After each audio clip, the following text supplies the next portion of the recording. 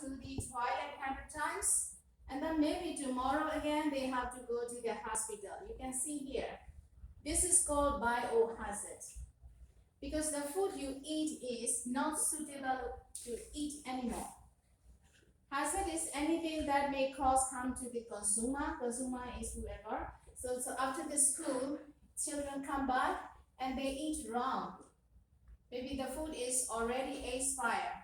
The kids doesn't know. They don't know. And they eat it. And following day, he got sick. See? Because the food is already expired and there contain many parasites and bacteria. So he got toxic, he got vomiting. That type of hazard we can say biohazard.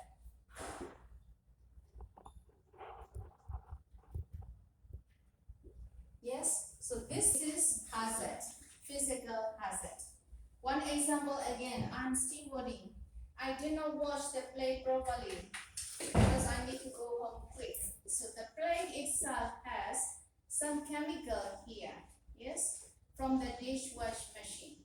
So chef never see, it is dark in the evening, and he placed the food here. When I'm going to serve to the customer will be having with chemical food.